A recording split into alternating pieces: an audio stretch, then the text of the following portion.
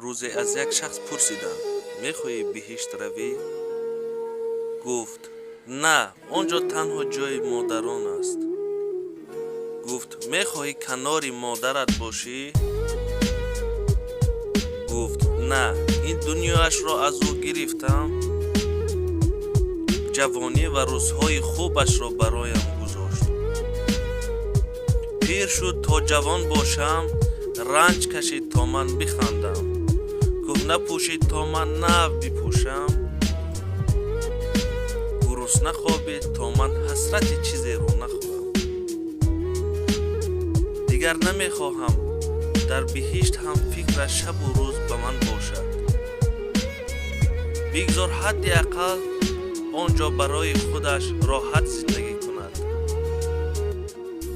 کاش لا اقل یک روز مادرم برای خودش زندگی میکرد